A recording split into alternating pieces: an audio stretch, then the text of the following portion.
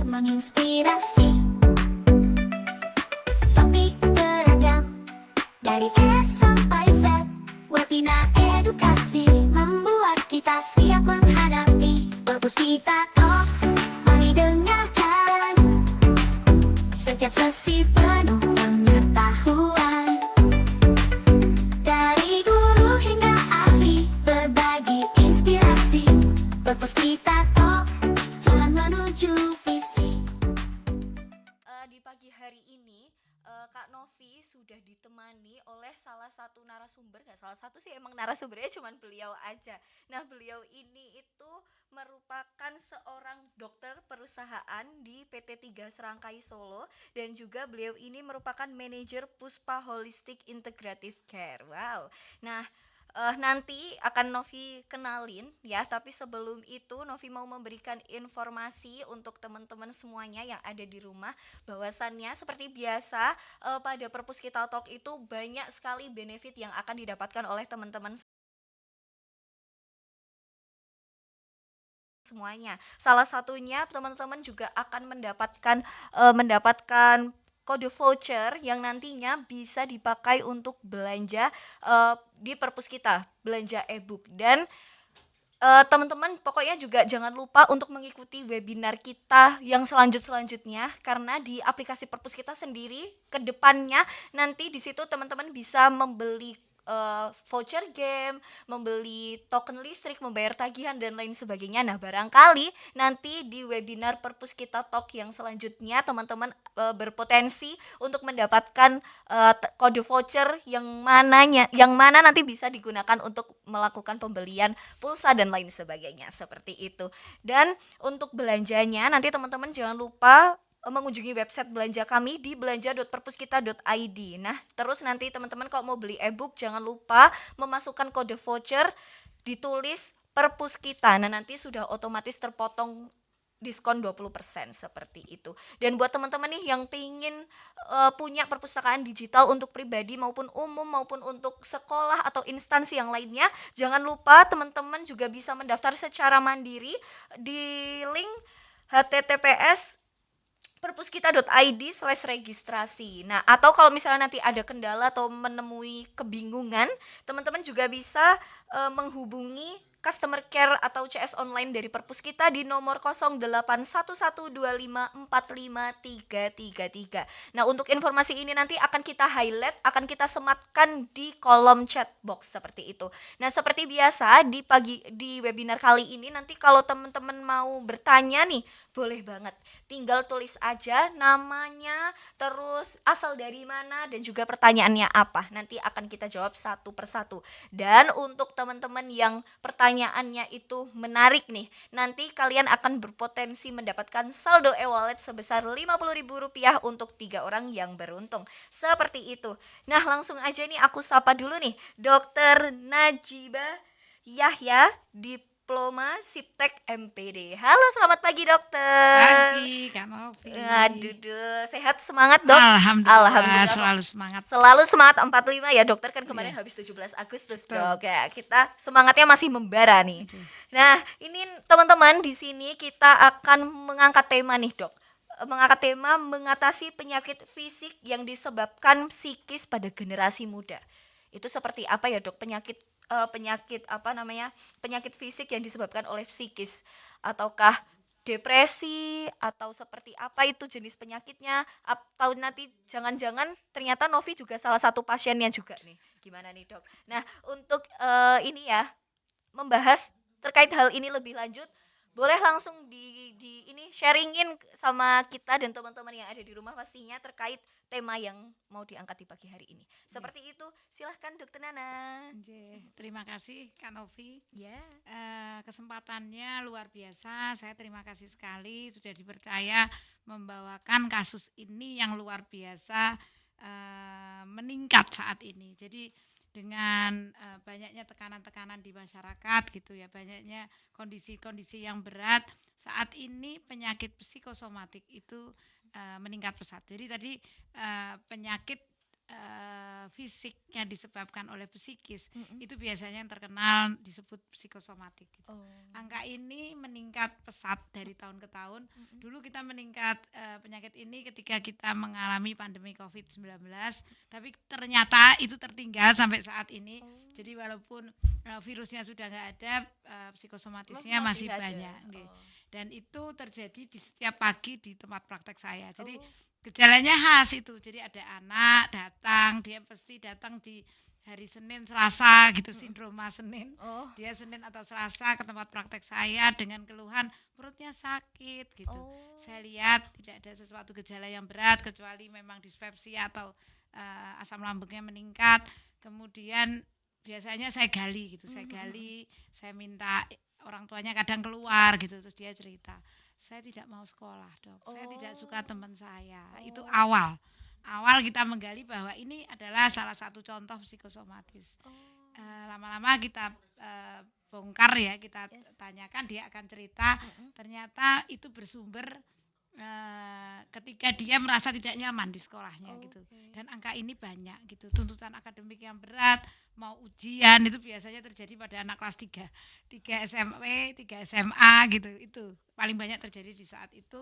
Atau pada pekerja nih kayak kita, itu biasanya muncul penyakit ini dengan keluhan terbanyak adalah nyeri di lambung gitu. Nyeri di lambung, ada tanda-tanda khas yang bisa kita tahu itu psikosomatik. Dan angka ini terus meningkat gitu.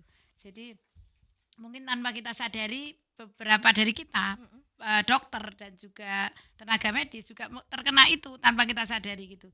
Jadi itu dulu muncul saat pandemi itu. Jadi saat pandemi itu kita takut dengan penyakit itu, padahal kita harus praktek, dan penyakit-penyakit psikosomatis itu muncul.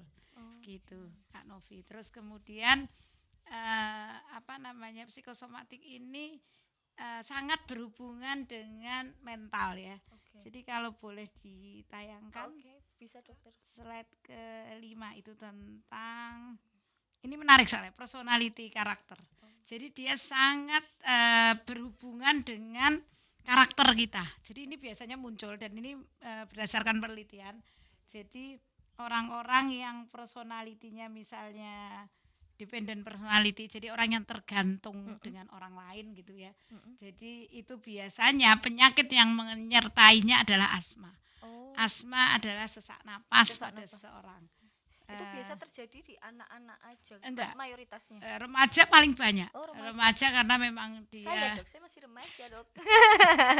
Itu dominan. Jadi maksudnya angkanya lebih tinggi gitu, karena ada pada dewasa punya kemampuan untuk meminimalisir lah stresor yang diterima. Tapi pada remaja biasanya belum mampu itu, sehingga penyakit itu muncul. Terus kemudian ada lagi orang-orang dengan mudah marah. Biasanya dia terkena peptic ulcer tadi, jadi nyeri di lambung. Nyeri di lambung itu itu yang muncul ya pada kasus itu gitu. Terus kemudian pada orang-orang yang pada seorang-orang yang ambisi, orang-orang yang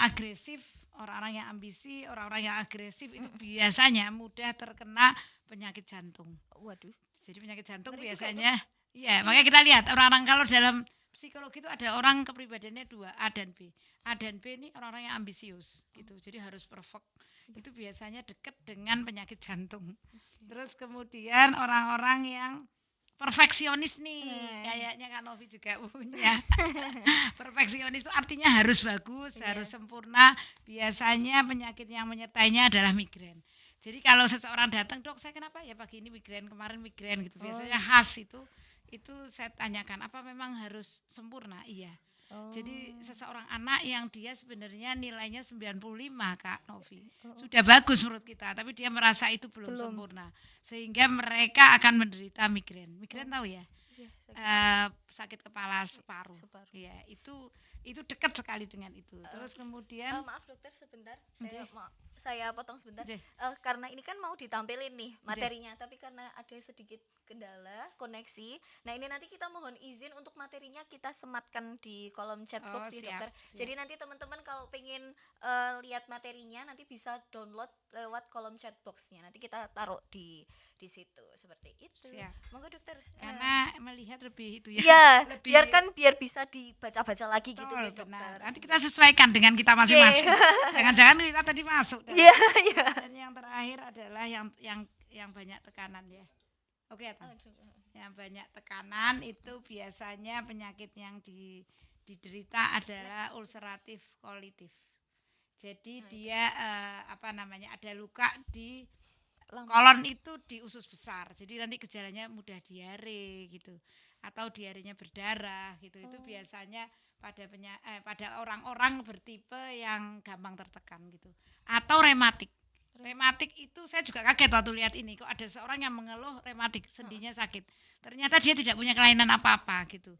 Yang saya peroleh adalah itu orang-orang yang memang mudah merasa tertekan gitu. Berarti bukan karena mandi malam ya, Dok ya? Karena kan kata orang-orang itu kan jangan mandi malam nanti rematik. Berarti itu mitos kan, Dok? Mitos. Mitos. Oke, berarti Jadi teman-teman boleh mandi malam. ya berarti boleh mandi malam. Jadi nggak ada alasan untuk tidak mandi ya. Betul. Oke. Terus itu tadi yang menurut saya bagus ya. Jadi ternyata beberapa sifat kita yang tidak baik tadi akhirnya yang berlebihan akhirnya menyebabkan psikosomatik tadi. Saya merasa bahwa Gen Z ini atau generasi muda itu angkanya ada juga. Jadi ternyata memang angka terbanyak di populasi manusia itu Gen Z. Memang angkanya itu banyak dan kita mengharap berlebih gitu kan. Gen Z harus sukses, Gen Z harus memimpin. Tapi ternyata mereka kebetulan mempunyai sifat yang gampang sekali mood swing. Kemudian. Iya betul. Nah itu menyebabkan angka psikosomatik ini meningkat pada usia-usia tersebut. Gini, jadi saya melihat bahwa pacuan yang terlalu. Jadi tadi saya katakan seseorang yang perfect, kita ngegas nih sering, ayo gas gitu kan. Gas. Iya. Jadi meningkatkan kesemangat kita tuh mudah. Yang susah adalah meremnya. Dan itu sebenarnya harus dilakukan oleh Gen Z agar dia bisa stabil gitu. Jadi Kira-kira dia bisa tidak masuk kayak gitu nggak, Dok? Masuk di tipikal itu nggak, Dok? Iya. ada potensi ke sana. Ada indikasi ya, Dok? Iya. Karena tidak mungkin acara ini sukses Iya. kalau enggak kanalnya Aduh, semangat. Iya, Jadi iya. itu intinya. Jadi kita bisa menekan itu. Jadi jangan lupa remnya. Ketika Oke. kita megas, kita harus tahu di mana kita ngerem, kapan kita ngerem. Bisa gitu. kontrol sendiri gitu Iya, ya, Dok? Ya? dan itu yang saat ini saya merasa dan juga beberapa penelitian mengatakan Gen Z ini lupa ngerem. Jadi ngegas terus gitu. Ini akan terjadi psikosomatik seperti tadi.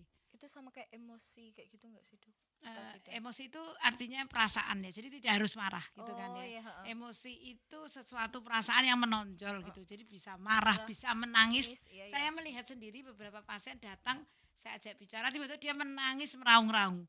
Itu hanya hal yang kecil gitu, ternyata dia menginginkan jabatan itu, dia pekerja muda, laki-laki. Laki-laki. Nangis. Dia menginginkan jabatan itu Itu. tetapi tidak berhasil sehingga temannya yang menjadi itu sudah membuat dia psikosomatik berat sampai bantuan psikiater saat itu.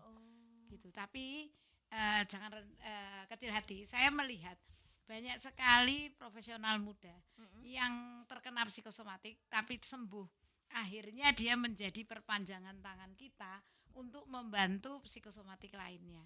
Jadi dia akan bisa menjadi konsuler yang bagus gitu untuk penderita psikosomatik.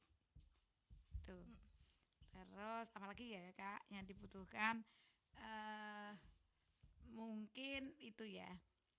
Gejala psikosomatik kayak apa ya? Saya masuk atau tidak dalam gejala itu ya. Biasanya psikosomatik itu dia terjadi penyakit itu setelah dia mengalami peristiwa psikis yang menegangkan gitu. Jadi dia mengalami sesuatu sebenarnya seakan-akan masalah itu selesai tetapi mengendap di dalam batinnya dan akhirnya itu muncul gitu berupa penyakit psikosomatik. Jadi keluhannya perut gitu, pada penyakit yang akut dia akan kejang gitu. Orang lain mengatakan, Bisa lari "Dok, ke situ juga ya, Dok? iya, pasien ini kejang, tapi kejangnya khas. Kita tahu banget, kejang pada psikosomatik selalu kaku di kedua tangannya, Kak Novi. Sedangkan kejang pada yang lain kan lebih ke gerakan tidak terkontrol ya, tapi pada psikosomatik biasanya hanya kaku dan itu biasanya tidak tanpa obat, kita hanya pendekatan psikis saja dia akan mereda. Gitu, itu gejalanya. Terus kemudian gejalanya khas itu pada pekerja munculnya hari Senin. Oh, Pada anak sekolah munculnya pagi hari gitu. itu apakah sama kayak penyakit anxiety itu, Dok? Ya, jadi anxiety masuk ke dalam psikosomatik Psikosomatis. atau psikosomatik yang tidak tuntas diselesaikan dia akan menjadi anxiety gitu. Oh, beda ya berarti ya? Beda, Oh, beda. beda. Anxiety murni dia memang cemas, ya Oh, tidak ada cemas. kelainan. Kalau pada psikosomatik kalau kita cek beberapa laboratnya juga ada kenaikan gitu. Jadi memang ada kelainan fisik yang kita peroleh, tapi disebabkan oleh psikis gitu. Terus kemudian penyebabnya memang sebagian besar itu genetik penyebabnya. Jadi turunan. Biasanya kalau gitu kita tanyakan apa orang tuanya gitu? Iya, biasanya. Karena pola itu kan tanpa sadar kita. Jadi orang tua itu teladan. Ketika orang tuanya gampang mudian gitu, orang tuanya gampang emosian, anaknya akan menurun. Jadi genetik, kemudian kondisi biologis yang tidak teratur, jadi makan tidak teratur, tidur tidak teratur, tidak di jamnya, itu mudah terjadi psikosomatik. Selain itu yang paling berat adalah pengaruh stres. Stres itu penyebab utama terjadinya psikosomatik tadi.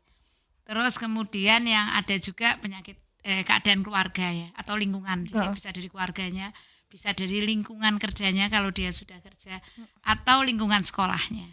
Itu membuat dia gampang sekali terkena psikosomatis. Oke.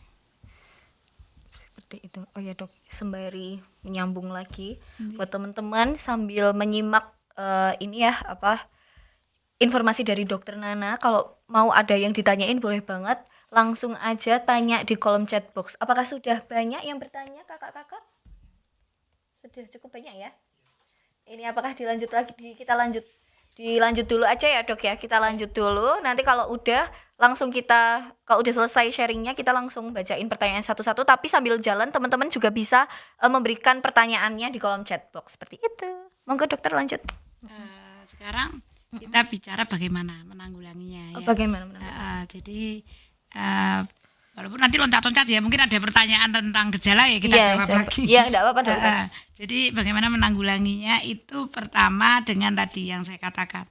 Dia harus bisa ngerem sesuatu. Jadi kalau level kita terlalu tinggi, turunkan level gitu. Bahkan Nabi kita ya, Nabi Muhammad itu punya kesulitan terbesar dalam menghadapi umatnya ketika dia harus menurunkan level dia gitu. Jadi beberapa orang yang pintar atau yang tahu suatu masalah, ketika dia di masyarakat dia stres. Jadi ketika kami dokter lulus, kita diterjunkan ke masyarakat, kita stres. Karena masyarakat jauh gitu, kita mau ngajarkan dia kebersihan, jauh dia masih, maaf dulu waktu saya itu masih buang air besar di sembarangan gitu. Padahal menurut kita itu harusnya jangan di situ. Itu tuh hal yang nggak penting gitu loh. Maksudnya sudah tidak saatnya itu lagi gitu. Tapi ternyata dia masih melakukan itu. Jadi yang pertama kita lakukan menurunkan level dulu. Jadi jangan terlalu muluk kalau kita akan mengubah masyarakat gitu. Terus kemudian cara yang dilakukan biasanya dengan memang ada farmakoterapi, ada obat-obatan yang kita bantukan kepada mereka, tetapi tidak tergantung. Jadi saat seseorang psikosomatis kumat ataupun muncul penyakitnya, keluhannya, saat itu ada hormon serotonin yang banyak di tubuhnya, sehingga kita harus membantunya mengurangi tadi dengan obat. Tetapi obat itu sementara dan dalam pengawasan dokter.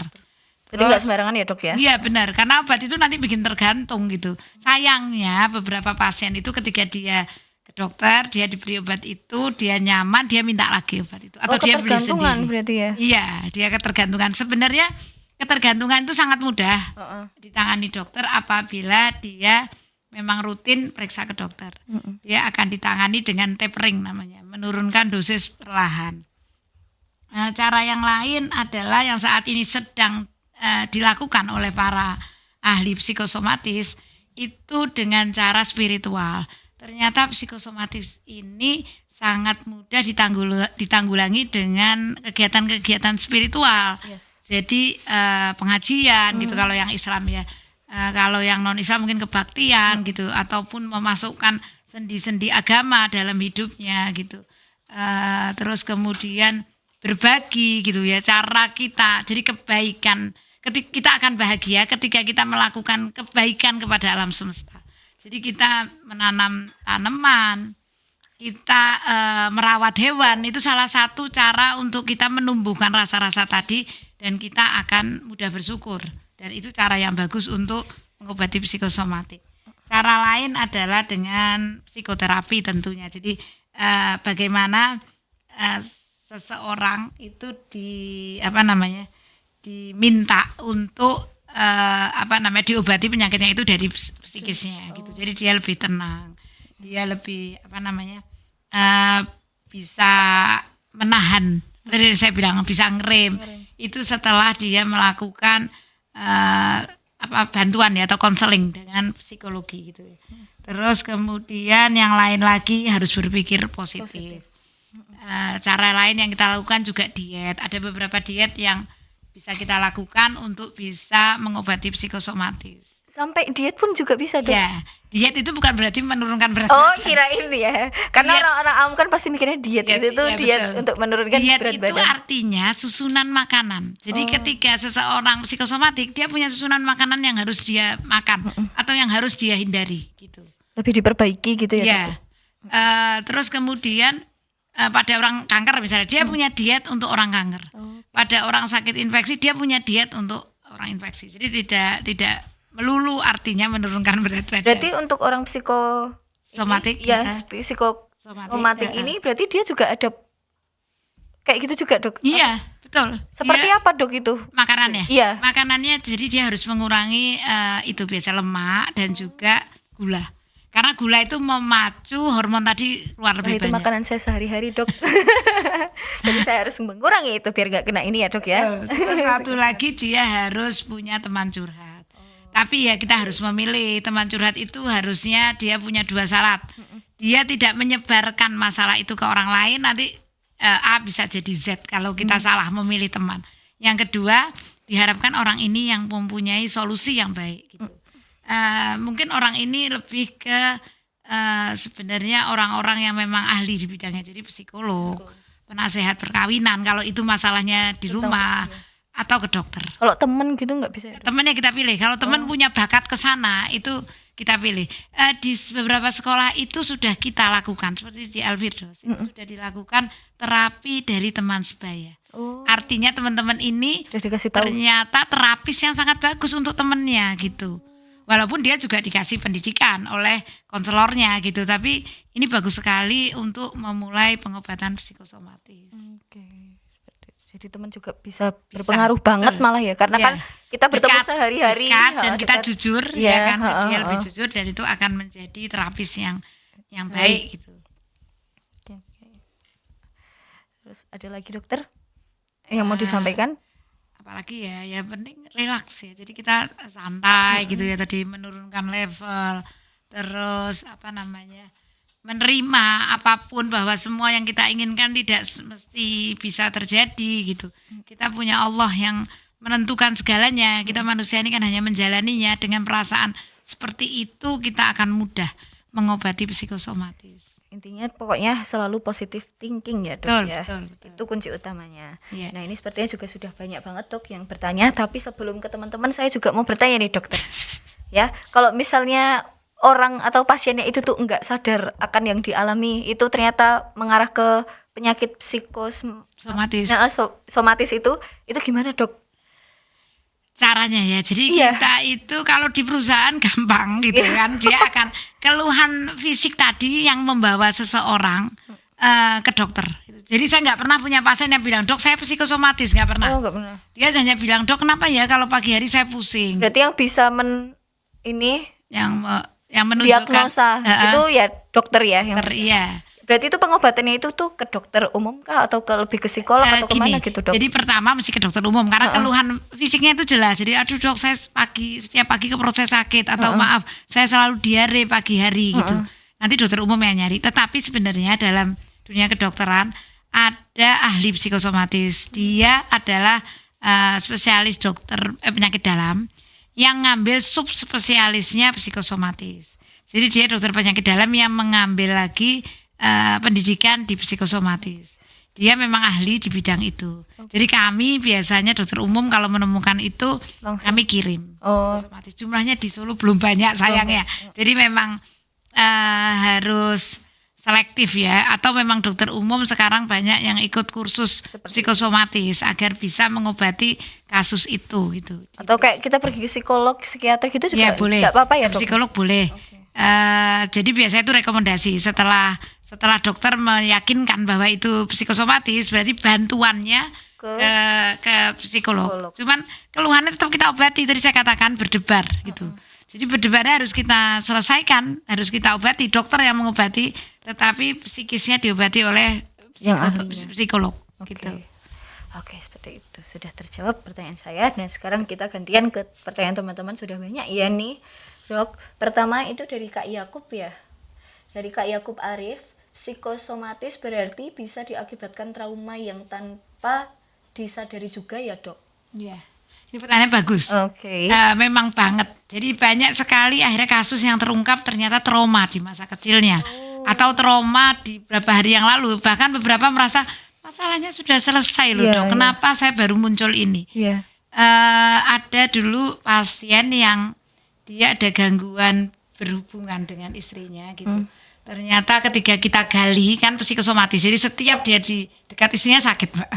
Kok bisa gitu, Dok? Ya karena ternyata itu gangguan gitu, gangguan di masa kecilnya gitu yang terungkap ketika besar. Gitu. Jadi dulu orang tuanya ketika kecil itu selalu melarang dia memegang atau menyentuh atau melihat kelamin. Nah itu membuat dia ada gangguan psikosomatis ketika berada di dekat istrinya. Gitu. Banyak lagi kasus-kasus. Itu kayak di bawah alam sadar kita juga ya, Dok. Jadi ya? dia seperti selesai. Banyak orang yang mengatakan, Dok, saya punya masalah sebenarnya di kantor. Tapi sudah selesai, Dok. Kenapa baru muncul 6 bulan kemudian? Nah, sebenarnya dia belum selesai. Dia mengendap. Dan ketika kita rileks, artinya kita sudah enggak repot, kita sudah enggak capek, kita sudah ini muncullah itu gejalanya. Gitu kan. Relapse. Oke. Wow. Tak terduga ya, Dok, sebenarnya ya. Iya, Ini. betul. Iya. Dan sangat menarik. Iya, sangat menarik. Sebenarnya menarik banget ini, Dok. Apa nanti kita ngobrol di luar aja, Dok? Terus ini dari Kak Wayan Palembang. Izin tanya, Dok, bagaimana sistem kesehatan dapat diubah untuk memastikan bahwa penanganan fisik yang disebabkan oleh kondisi psikis pada generasi muda tidak hanya berfokus pada pengobatan saja, tetapi juga pada penyelesaian akar masalah yang seringkali tersembunyi di balik norma sosial dan stigma budaya. Wow, ini gimana, Dok? Ini yang tanya sosiolog. Ya, kayaknya pro di bidangnya nih kayaknya, Ya, Dok. betul. Jadi tadi yang kita katakan, kita sebenarnya sudah di dunia medis ini sudah ada kesepakatan bahwa kasus ini tidak bisa ditangani oleh medis saja memang. Oke. Jadi tetap kita minta bantuan psikolog, konsuler, bahkan kita orang-orang terdekatnya itu kita buat juga sebagai terapisnya gitu. Kalau itu masalahnya di keluarga ya suaminya misalnya atau istrinya. Kalau itu masalah dengan orang tuanya ikut jadi terapis gitu. Saya banyak sekali melihat ya kasusnya itu kemarin gini. Anak ini dimasukkan ke sekolah yang tuntutan akademiknya itu berat.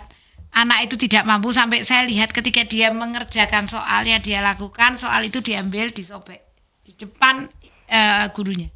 Jadi ini ternyata ketika kita tanya karena orang tuanya yang menekan dia untuk belajar. Jadi artinya yang harus kita obati dulu orang tuanya. Gitu. Oh, iya. Biasanya orang tuanya itu diminta untuk ke konsuler ya, baik itu ke psikolog, ke ahli-ahli tertentu gitu, atau kalau di sekolah itu ke BK-nya untuk dinasehati agar tidak menekan anaknya. Dan juga anak tersebut tentunya juga kalau di sekolah ini BK yang bekerja untuk membunuh ya atau menghilangkan tadi yang akar masalah tadi yang psikisnya. Sedangkan untuk urusan dokter itu ya psikoterapinya, jadi pengobatan farmakoterapi, jadi pengobatan juga, dan itu berjalan bersama-sama. Banyak sekali masalah yang terselesaikan kalau kita mau bergandengan tangan, dan itu sudah dilakukan saat ini. Tapi itu bisa sembuh kan dok? Bisa, Oh, bisa. banyak sekali. Saya katakan beberapa kasus itu saya nggak tahu kenapa ya. Kemarin sekitar tahun 2023 saya menemukan 3 kasus berat psikosomatis pada laki-laki dan dia pekerja yang tinggalnya di Jakarta gitu. Jadi artinya tekanan pekerjaannya cukup berat. Sekarang dia sembuh. Sekarang dia sembuh dan sekarang dia jadi terapis gitu. Saya minta dia untuk menerangkan ke si A, nggak kenal padahal. Jadi begitu ada kasus serupa, tolong ya pasien saya dibantu menyembuhkan. Dan dia bisa jadi terapis untuk pasien saya yang lain. Oh, Gitu. Jadi kalau dia sembuh, dia akan bisa cerita gitu ke temennya atau ke orang lain. testimoni lah ya dok. Ya. Dan juga cara bagaimana dia sembuh. Oke. Tapi apakah ada juga yang berkepanjangan dok? Banyak. Oh. Banyak. Bahkan yang relapse tadi dia muncul relapse. lagi. Iya makanya. Bisa. Berarti penyakit anak muda zaman sekarang tuh ya ini dok Ini, sebenarnya. Karena saya lihat di sosial media itu nggak enak, relapse itu nggak enak loh lah ya kayak gitu. iya, Ternyata betul. ya ini nama penyakitnya yang sebenarnya Betul. psikosomatis. Ya. Psiko itu artinya psikis Psikis, kan, iya. soma itu tubuh. Jadi penyakit psikis yang termanifestasi di tubuhnya gitu. Oke. Nggak enak banget nih kayak gitu. Ya, oke. Terima kasih dokter penjelasannya. Terus lanjut lagi ini dari Kakak Indira. Assalamualaikum. Waalaikumsalam. Izin bertanya dokter Nana, bagaimana cara agar kita bisa mengenali secara dini gejala psikomatis tuh kayak tadi ya, pertanyaanku hampir mirip. Bagaimana membedakannya dengan gejala penyakit yang disebabkan gangguan fisik? Karena terkadang kita merasa kita tidak stres atau overthinking. Nah itu tadi dok, kayak saya kayak biasanya, aduh tiba-tiba aku tuh pusing gitu. Tapi kita juga nggak ngerasa kalau kita stres, kita overthinking atau apa gitu. Kan kita ngiranya ya itu sakit biasa, tapi kalau kata dokter, pandangan dari sudut pandang dokter kan bukan, itu psikosomatis. Nah begitu. Gini aja yang gampang ya. Kami sebenarnya para dokter itu mengakui, karena kita juga termasuk di dalamnya gitu, bahwa pasien itu kalau dibilang stres nggak mau. Oh Jadi kita punya cara-cara untuk mengetahui dia stres atau tidak. Ada beberapa pemeriksaan ya, Iya. pemeriksaan saraf yang bisa kita lihat dia stres atau tidak. Itu pertama. Kedua, untuk orang awam mungkin cara mudahnya ketika penyakit itu misalnya gangguan di perut, pusing, migrain bisa sembuh tanpa obat, artinya itu psikosomatis biasanya. Oh Terus jadi gini, misalnya saya pusing dok, coba tenang dulu, coba istirahat dulu di poliklinik misalnya. Iya, Kalau saya gitu, istirahat dulu di poliklinik, terus dia bilang kok tiba-tiba hilang ya dok. Oh artinya Dia itu bukan sakit. sakit Iya. ini, tapi dia lebih ke psikosomatis. Iya. Terus begitu juga pada penyakit lambung ya, yang banyak itu lambung soalnya keluhannya di perut gitu. Terus dia kok saya makan nih kok enak dok gitu misalnya, atau saya keluar sebentar enak, atau biasanya beberapa orang tuh saya baca buku, jadi apa ke hobinya? Iya. Saya baca buku hilang dok. Oh ya itu mungkin psikosomatis. Oh iya. Jadi saya kayak juga sering dok kayak saya itu pusing kayak sakit gitu. Tapi setelah saya keluar Sembuh. Iya. Ada beberapa lansia terapi saya 1 sampai beberapa pasien saya mengenali. Dok, kalau dia datang ke saya suruhnya 1, pergi piknik gitu. Sampai nggak usah minum obat, saya pergi piknik. Berarti obat pergi piknik, obat duit, obat makan itu tuh beneran ada ya dok ya? Oh beneran ada. Saya kira cuma jokes aja, tapi ternyata emang beneran nyata ya dok. Bener. Jadi lembaran berwarna merah Iya. itu ternyata sangat membantu. Wow. Kalau pasiennya sudah tahu dok saya sakit ini, mesti dokter bilangnya saya suruh piknik ya, betul gitu, dan dia sembuh betul. Oh, Ya karena iya, kan iya, dia iya. jenuh ya kalau lansia gitu, ataupun mungkin capek dengan penyakitnya gitu kan, biasanya dia akan sembuh. Butuh Jadi itu refreshing. seperti itu yang membedakan dia psikosomatis atau bukan psikosomatis. Gitu. Berarti ternyata banyak juga yang mengidap psikosomatis Banyak, itu ya makanya ternyata. angkanya tadi meningkat, Iya betul. psikosomatis. Dan harus kita kenali karena Iya, biar iya, kita iya. tahu gitu, kita sadar. Biasanya pasien saya denial pertama, Iya, jadi iya. menolak dulu, enggak dok saya enggak psikosomatis, saya sakit beneran. Yang namanya psikosomatis itu sakit beneran. Iya. Jadi kadang kita cek juga darahnya enggak bagus gitu. Tapi itu disebabkan oleh psikis. Oke. Gitu. Kadang kan saya juga kayak cek gitu, oh ini tensi kamu tuh rendah. Tapi saya Nggak nggak apa-apa. apa-apa. Ya, saya Daniel kayak gitu juga. Nah, Ternyata iya. ya emang Itu tidak cuman pasien, dokter pun denial kalau Oke. dinyatakan dia sakit, dia enggak mau nggak terima. mau. Oke, next ya dok ya. Yes, ya. Malah keasikan ngobrol ini jadinya. Terus ini dari Kak Nabila di Depok. Bagaimana cara mengatasi stigma terkait penyakit psikis pada anak muda serta langkah-langkah konkret yang dapat dilakukan oleh sekolah untuk membantu siswa yang mengalami masalah kesehatan.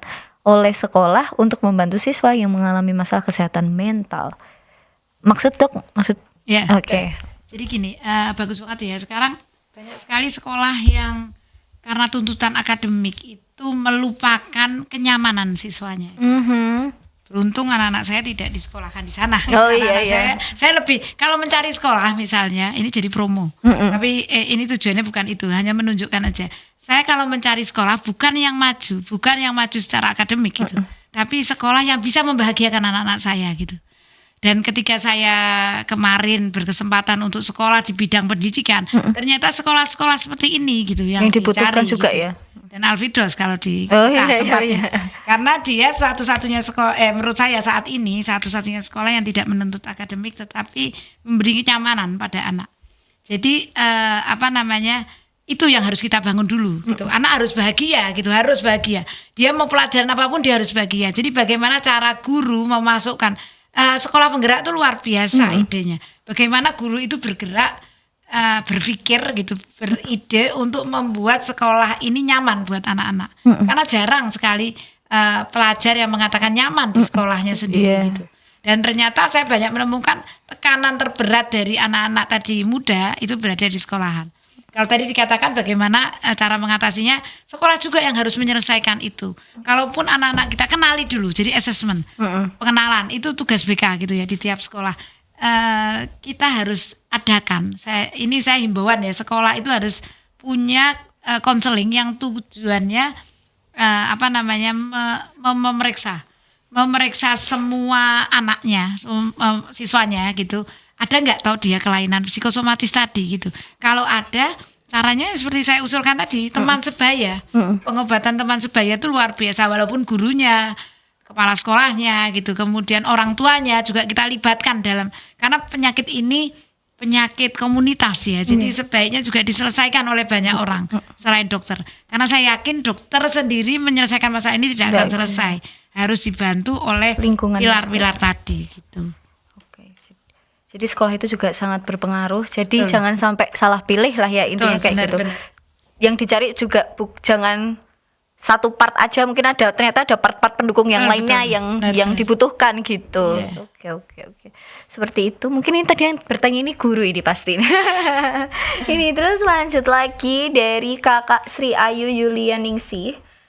Halo Kak, menurut hasil survei yang saya baca, ternyata kekhawatiran yang tinggi terhadap masalah kesehatan mental lebih tinggi pada kalangan perempuan muda dibandingkan laki-laki. Dan ini akan menyebabkan psikosomatik. Apakah menurut pengamatan dan pengalaman pribadi Ibu begitu? Dan mengapa stereotip gender mungkin berpengaruh pada hal ini? Apakah tekanan sosial yang berbeda antara laki-laki dan perempuan berdampak pada kesehatan mental masing-masing? Ya. Ini pertanyaan ini tadi pagi, kebetulan saya tadi pagi bertugas untuk bicara ke anak-anak sekolah. Dan pertanyaan ini muncul dari lisan-lisan mereka gitu. Kenapa sih perempuan kok lebih khawatir tadi ya? Jadi yang lebih banyak diet perempuan gitu. Karena khawatir dengan kesehatannya. Jadi gini, sebenarnya secara alamiah, secara bawaan gitu ya, memang wanita memiliki hormon di mana dia lebih gampang resah gitu. Jadi emosinya itu lebih dominan memang gitu. Itu bawaan dari asalnya gitu. Terus kemudian itu banyak sekali penelitian yang mengatakan jadi wanita itu khawatir terhadap kesehatannya, khawatir terhadap jangan-jangan saya psikosomatis ya gitu. Khawatir dengan penampilannya gitu, khawatir dengan overthinking gitu ya. Iya betul, itu pada wanita. Iya. Tetapi wanita juga yang punya kekuatan menekan itu tadi. Jadi secara manusiawi hormon itu muncul ya sehingga menuntut untuk menjadi psikosomatis atau menjadi overthinking ya. Tapi wanita juga yang mampu menekan itu.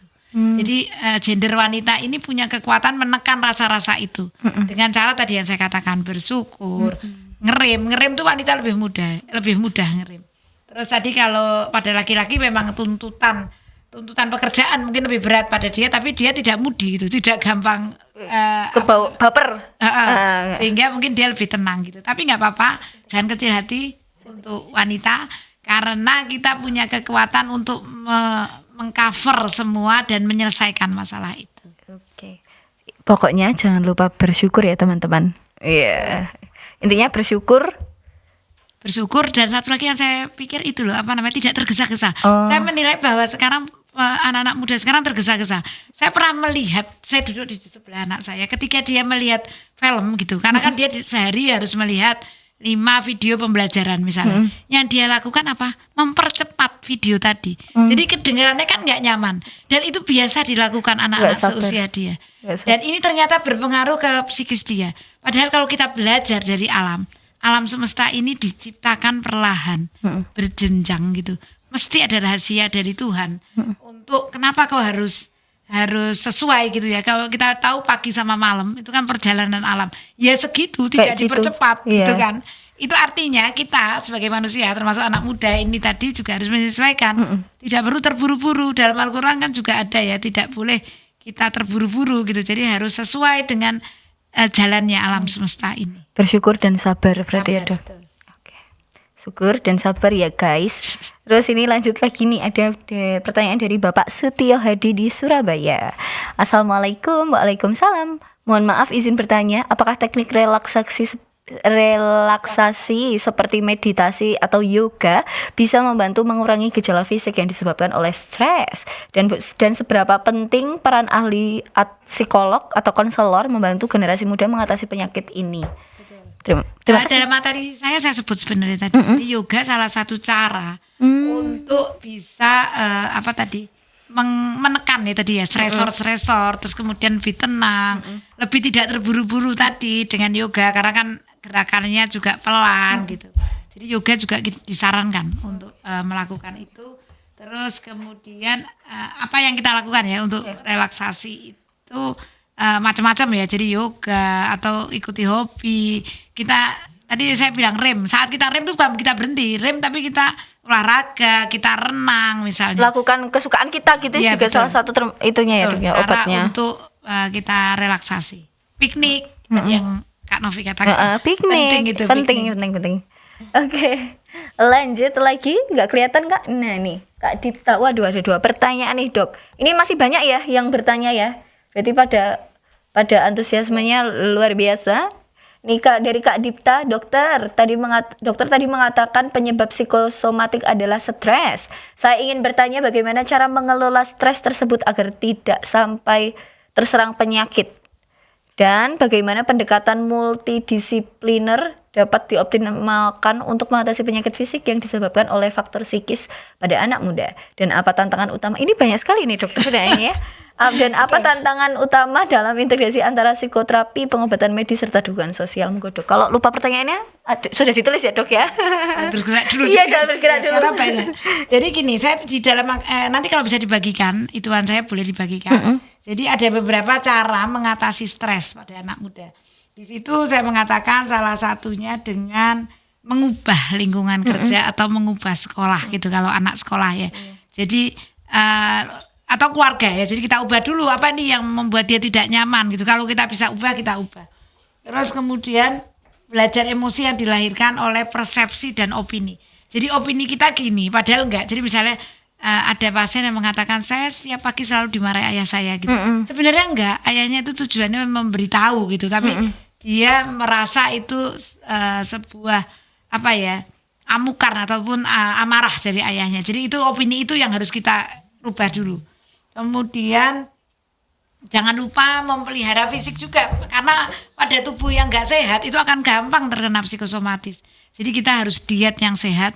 Harus diet ini makan yang sehat ya, artinya menghindarkan junk food. Itu yang masih padahal itu makanan kesukaan. Iya. Padahal namanya junk food, artinya makanan sampah. Harusnya itu tempatnya di sampah, bukan kita makan. Nah ini anak muda banyak banget yang suka makan makanan begitu. Food, Yes, dan fast mereka food. ini ya ketergantungan ya. Terus kemudian kalau boleh saya spill tentang kondisi saat ini, saya merasa bahwa sekarang banyak anak-anak yang obesitas. Kalau kita lihat ke iklan-iklan, banyak sekali iklan yang menawarkan paket jumbo atau teh jumbo. Upgrade itu, Dok. Biasanya kalau kayak di makanan fast food gitu kan tambah segini nanti Iya, dapat betul, segitu. benar. Jadi ya misalnya itu. satu porsi harganya 25.000. Iya. Ketika porsi itu ditambahkan 2 kali lipat harganya 30.000. Iya. Artinya orang akan memilih Iya, porsi gitu. itu. Dan itu tidak benar. Oh, Itu jangan. potensi terjadinya diabetes Iya. dan obesitas. angka diabetes ini meningkat 5 kali lipat per tahunnya. Oh. Luar biasa. Jadi kalau dulu dalam setahun ada 25 anak yang terkena diabetes, sekarang ada 125. Wow. Jadi itu. Sebenarnya kalau kita lihat apa itu namanya? Master chef ya. Chef itu kan kalau masak mereka piringnya besar, isinya sedikit. Macam umi ya. Nah, itu yang benar. Oh, Itu kayak kalori yang betul. Tapi yang kita dijajakan iklan ini kan ngeri. Iya betul. Jadi itu kembali lagi tadi saya katakan bahwa hati-hati makan itu sekarang bukan kurang malah kelebihan. Jadi kita harus menjaga istirahat yang cukup. Istirahat yang cukup itu bukan cuma jamnya. Saya istirahat 8 jam, tapi ternyata kualitasnya tidak bagus. Jadi kualitas tidur juga harus diperhatikan. Kemudian penuhi kebutuhan rohani ini penting. Yang tadi saya kata berdoa, bersyukur, pengajian itu adalah cara kita mengolah rasa. Dan ketika rasa ini kita bisa stabil, tidak naik turun, psikosomatis insya Allah akan hilang. Gitu. Terus tadi apa? Oh, bagaimana ya tadi disiplin apa? Bagaimana multidisipliner ini bisa bekerja sama. Jadi saya katakan harus itu kerja sama. Jadi kalau sekolah-sekolah yang sadar bahwa sekolah itu harus nyaman, dia sudah punya itu perangkat-perangkatnya. Punya konsulen yang tahu tentang itu, punya guru-guru yang bisa merangkul anak-anaknya, punya orang tua juga yang selalu diberi pengertian untuk nyaman, dan punya siswa-siswa yang terbuka yang mengatakan ini. Selama ini budaya kita anak tidak berani mengoreksi ayah ibunya. Tetapi pada sekolah-sekolah yang mengajarkan kenyamanan pada anak, sekolah ramah pada anak, sekolah yang fokus pada anak atau siswa, mengajarkan itu. Ketika seorang siswa tidak nyaman, dia harus katakan itu. Walaupun dengan cara yang santun. Oke, seperti itu. Tuh ya, jadi semoga membantu ya kakak pertanyaannya tadi kakak siapa? Kak Dipta nih. Terus habis itu ada pertanyaan lagi. Masih banyak kah Mas? Oh enggak. Oke, ini dari Kak Maimunah Ikasari. Anak-anak broken home apakah juga berkemungkinan akan terkena penyakit ini? Dok, lebih banyak. Waduh, gimana dok menurut dokter nih? Ya mungkin tetap punya potensi. Punya potensi artinya tidak selalu. Jadi artinya pada anak-anak yang broken home lebih dibina gitu. Bahkan saya banyak melihat anak-anak yang broken home memiliki mental yang lebih sehat daripada anak yang tidak, karena memang psikisnya ini sudah diuji dengan berbagai macam persoalan. Jadi ketika seseorang itu menemui banyak ujian hidup gitu, itu sebenarnya saat itu Allah sedang mengajarkan kita kekuatan mental tadi. Saya melihat anak-anak yang tidak punya, anak-anak yang harus bekerja dari kecil, anak-anak yang harus mencukupi kebutuhan orang tuanya, adiknya, keluarganya, adalah anak-anak yang kuat mentalnya. Mereka jarang stres. Karena mereka memang teruji gitu kekuatan mentalnya untuk hidup seperti itu. Mandiri. Biasanya psikosomatis ini walaupun saya belum punya angkanya, tetapi saya mengamati muncul pada keluarga yang biasa nyaman. Saya punya teman yang dia punya orang tua yang kaya, dia menikah dengan orang kaya yang tidak mengizinkan dia bekerja. Jadi dia seperti ratu yang berada di istana. Dia punya stresor yang berat. Dia punya psikosomatis yang berat ternyata. Padahal saya sampai tanya ke dia, apa ya sih hal yang kamu pikirkan? Apa yang membuat kamu stres? Karena dia punya anak yang luar biasa, punya suami yang... Ya, jadi sepertinya saya tidak bisa melihat itu. Tapi ternyata itu ujian juga. Kalau Allah katakan ujian hidup itu bukan hanya kesusahan, tapi kelebihan pun ujian. Jadi itu yang membuat dia khawatir meninggal. Gitu. Itu yang membuat dia menjadi psikosomatis. Oke. Berarti siapapun ya dok ya, bisa terjadi. Oke, wah sudah cukup nih dok, ternyata sudah. Ini pertanyaannya berbobot semua ya dok ya. Betul. Nah ini kita masih punya PR nih dok. Kita pilih 3 orang yang beruntung untuk bertanya, untuk mendapatkan saldo e-wallet. Nah nanti dokter bisa pilih 3 orang yang beruntung yang berkesempatan untuk mendapatkan saldo e-wallet. Bingung ya Kak Novi, karena bagus semua. Aduh, saya juga bingung dok. Atau saya pilih diri saya sendiri nih dok. Nah ini nanti setelah ini kita akan break dulu sebentar sambil kita memilih siapa pemenangnya seperti itu. Bye bye, ditunggu dulu ya.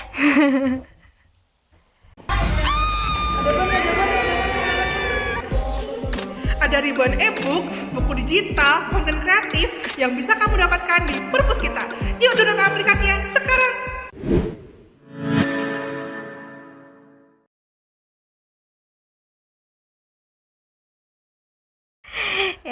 Oke, kembali lagi di Perpus Kita Talk ke-38 bersama Dokter Nana.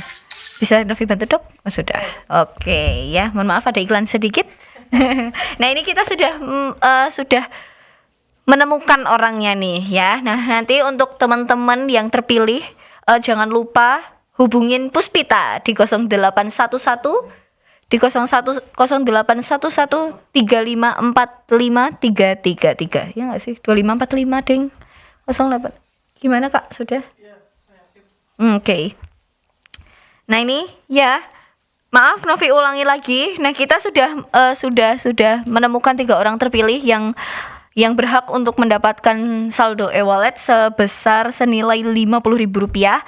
Nah, nanti untuk orang-orang yang Novi sebutkan ini jangan lupa untuk menghubungi Puspita di nomor 081125453333. Nah, untuk nomornya nanti akan kita sematkan di kolom chat box dan Novi mau mengingatkan untuk teman-teman jangan lupa untuk mengisi link absensi di perpus.in/absensi Perpus Kita Talk 38 ya. Novi ulangi lagi.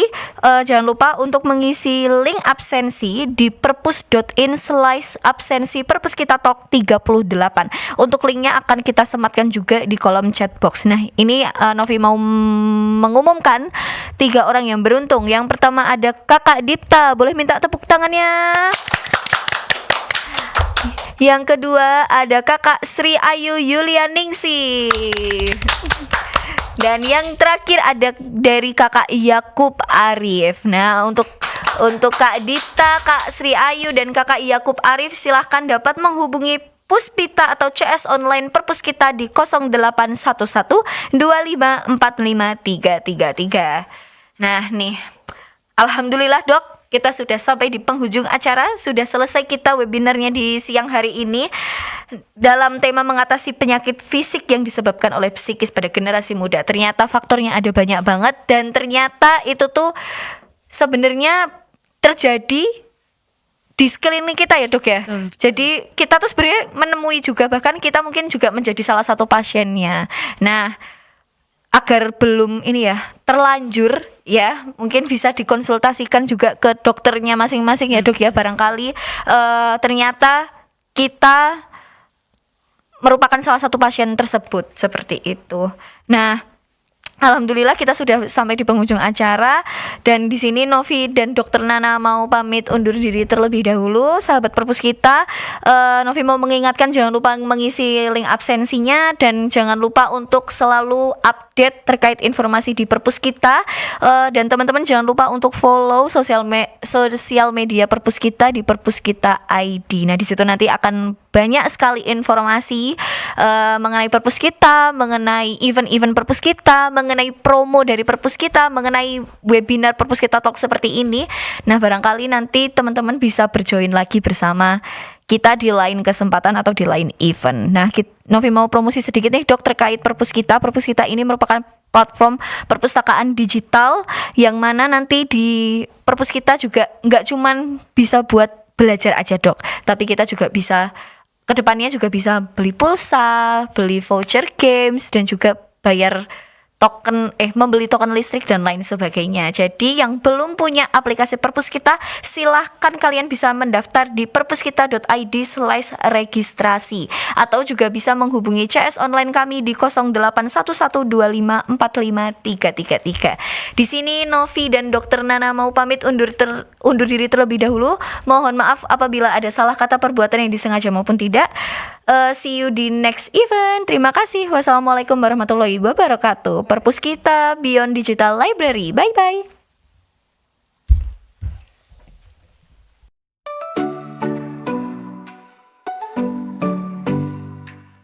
Layar pecah, ilmu bersinar. Perpus Kita Talk hadir menginspirasi. Topik beragam dari S sampai Z. Webinar edukasi membuat kita siap menghadapi